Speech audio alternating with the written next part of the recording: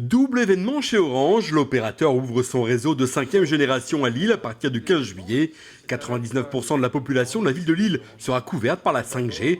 Dans le même temps, l'espace Orange 5G Lab Lille Métropole a été inauguré.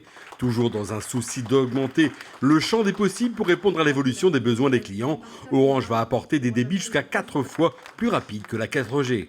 Le réseau 5G, il a plusieurs challenges. Le premier, effectivement, c'est de préparer le futur et notamment l'accroissement des usages. On note tous les ans un accroissement du trafic de 40 à 50%. Donc nous devons préparer les années 2022, 2023 surtout, où dans les grandes villes, nous commencerons à avoir un capacitaire saturé et nous devrons retrouver des réseaux qui permettront au grand public de continuer d'avoir de la fluidité dans leur usage mobile. Parmi les autres challenges de cette 5G, il y a le monde de l'entreprise. C'est la raison pour laquelle l'Orange 5G Lab Lille Métropole a vu le jour, devenant le 6e lab de ce type en France. L'objectif est d'accompagner les entreprises dans le cadre de la co-construction de solutions.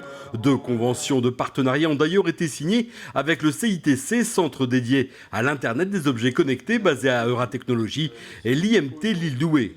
On voit aujourd'hui, effectivement, que ce soit en matière d'automatisation, je pense au port d'Anvers, mais je pense à ce que nous faisons avec Schneider Electric ou avec Lacroix ou même avec la SNCF, nous permettre au final de faciliter la vie des entreprises, de créer des usages qui simplifieront la maintenance, l'optimisation et la gestion de nos bâtiments, l'agriculture de demain. Donc c'est effectivement un enjeu fondamentalement B2B qui émerge avec ce réseau-là.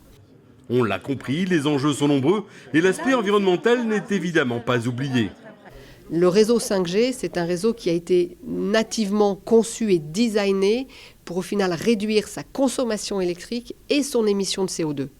Et c'est fondamental à un moment où les usages explosent et c'est fondamental à un moment où nous avons pris chez Orange un enjeu important d'aller chercher d'être net zéro carbone en 2040. Pour atteindre cet objectif, Orange devra à la fois maîtriser l'efficacité énergétique de ses réseaux, tout en intégrant du renouvelable pour maîtriser le mix énergétique, et enfin en travaillant sur le renouvellement des terminaux mobiles.